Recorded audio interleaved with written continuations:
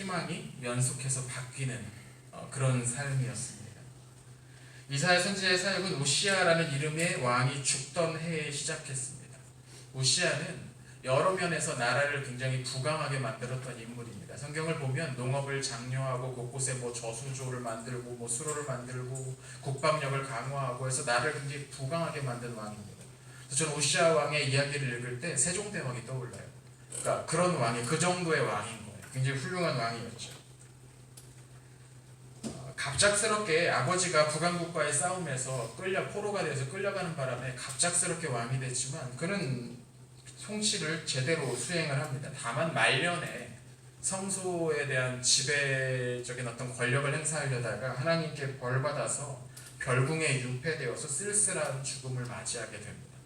근데 그의 아들인 요담은 아버지의 정책을 그대로 이어갑니다. 그래서 나라를 잘 건사해 갔지요. 근데 문제는 그 다음 왕이었던 아하스였습니다. 성경에서 이 아하스는 유다 왕국을 멸망으로 이끈 2명의 장본인 중 한 명으로 꼽히는 인물입니다. 아하스는 하나님 대신에 세상의 힘을 더 의지했던 그런 왕이었습니다. 그 당시에는 아시리아라는 나라가 이 동네 깡패였습니다. 그냥 아무데나 다니면서 때리고 뺏고 하는 그런 나라였어요. 근데 아하스는 일찌감치 아시리아의 보호 안으로 들어가려고 애를 씁니다. 근데 다행히 그렇게 하면서 자신의 나라를 보존할 수는 있었지만 대가가 만만치 않았던 거죠. 아하스 시대에 아시리아에 많은 곡물들을 갖다 바쳐야 됐습니다. 여러분, 왕이 곡물 갖다 바치면 자기 돈 내서 자기 주머니 열어서 갖다 바치겠습니까? 백성들을 수탈해서 갖다가 바치게 되겠죠. 그러니까 곡물을 바치기 위해서 많은 사람들이 재산을 빼앗겼을 거라는 겁니다. 뿐만 아니라 아시리아의 문화와 종교와 전통을 적극적으로 수입해서 받아들이려고 했습니다. 우린 아시리아 편 먹어야지 하면서 아시리아에 있는 거 다 수입해서 본 따서 만들기 시작을 했습니다. 이 와중에 예루살렘에 있던 성전이 개조가 됩니다. 하나님께 예배드리기 위한 시설이 한쪽으로 치워져 버리고 어디 창고에 수서박혀 버리고 그 자리에 아시리아 신을 예배하기 위한 시설이 새롭게 만들어집니다. 이 사상 초유의 사건이죠. 사실 유다 왕국의 역사를 보면 좋은 왕도 있고 나쁜 왕도 있는데 이런 식으로 성전을 개조해가지고 완전히 우상숭배의 소굴로 만든 것은 아하스가 처음입니다. 굉장한 왕이죠. 여러 가지 의미로. 이 모든 과정을 이사야가 지켜봐야 했다는 겁니다. 그의 마음이 어땠을까요? 이사야가 선지자로 부름받은 지 이제 10년이 넘은 상황입니다. 10년 동안 뭔가를 한다고 했는데 점점 상황이 안 좋아졌을 때 얼마나 낙심되는지 여러분 아십니까? 여러분, 목사님께서 이번 주 설교는 이거는 은혜다 하면서 열심히 막 10시간 들여서 써서 딱 했는데 막 여러분 졸고 계시고 막 휴대폰 쳐다보고 계시고 그러면은 얼마나 낙심이 됩니까? 근데 이사야는 10년을 그렇게 한 거예요. 10년 동안 백성들에게 하나님께 돌아오라고 그렇게 이야기를 했는데 상황이 점점 안 좋아지더니 성전에서 드려지는 예배마저 중단되어 버렸습니다. 내가 할 수 있는 건 아무것도 없구나, 그런 생각이 들 가능성이 충분합니다. 이렇게 되면 굉장히 사람이 우울해지죠. 자괴감에 빠집니다. 요담의 시대에 이사야는 기대했을 겁니다. 다시 한번 나라가 다윗의 시대처럼 회복될 수 있을 거다, 부흥의 날이 곧 임할 거다, 그런 기대에 가득 찼을 겁니다. 그런데 아하스가 아버지인 요담을 밀어내고 왕위에 오르면서 그런 꿈이 산산이 깨어지고 말았던 겁니다. 여러분, 아하스 당시의 유다 왕국은 동서남북에서 적들의 공격을 받고 있었습니다. 이게 단순히 수사적인 표현이 아니라 정말로 그랬습니다. 동쪽에서는 모압과 암몬이 쳐들어왔고 서쪽에서는 블레셋이 쳐들어왔어요. 남쪽에서는 에돔이 밀고 오고 북쪽에서는 북왕국 이스라엘과 암몬족이 북한 이스라엘과 갑자기 생각이 안 나네요.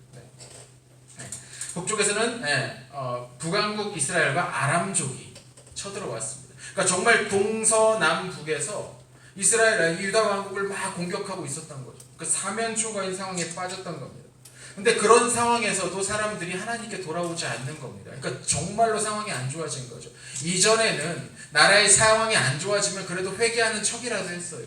하나님, 저희가 잘못했습니다, 나가서 울기라도 했어요. 그런데 이제는 동서남북에서 적들이 공격해 오는데도 사람들이 하나님께로 돌아올 생각을 전혀 안 하고 있는 겁니다. 오히려 언제 죽을지 모르니까 지금 할 수 있는 거 다 즐겨보자는 식으로 음란함과 환락에 빠져가는 사람들이 늘어났습니다. 상황이 어려워지니까 더 자기 것을 악착같이 챙기는 사람들이 늘어나기 시작을 했습니다. 귀족과 권력자들이 가난한 사람들의 사정을 봐주지 않습니다. 더 많은 돈을 끌어당겨요.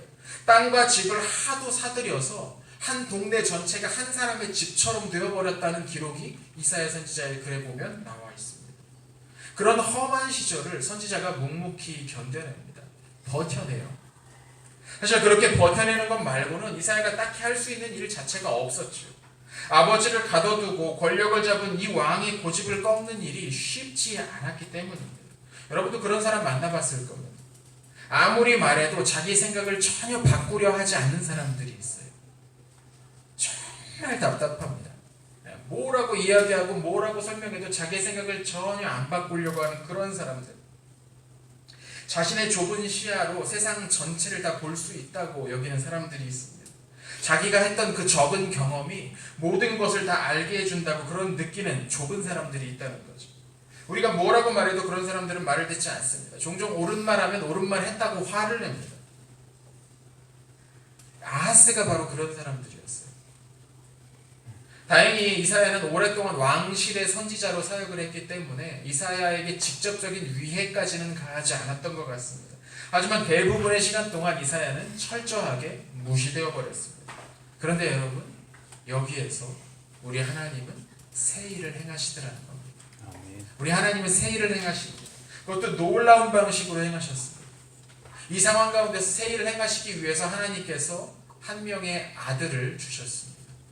그 아들은 아하스의 아들인 히스기야였습니다. 이게 성경 이야기의 재밌는 부분입니다. 하나님은 모든 것을 망쳐놓은 그 장본인의 아들을 통해서 그걸 회복시키는 일을 하시더라는 거죠. 우리 같으면 얘가 망가뜨렸으니까 볼 것도 없어 하면서 걔네 그냥 가족을 다 배제시키고 말았을 텐데 하나님은 그렇게 일하시지 않으시더라는 겁니다. 여러분, 아담의 후손들을 통해서 세상은 회복되어 갑니다. 고대 이스라엘 국가를 멸망으로 이끈 그 왕들의 후손들 가운데 예수님께서 세상에 오셨습니다. 배반자의 후손을 통해서 조상들이 일으킨 망쳐놓은 그 일을 회복시키시더라는 겁니다. 실수한 사람을 다시 그 실수를 복구할 수 있는 자리로 불러 이끌어 가십니다. 그냥 버리고 넘어가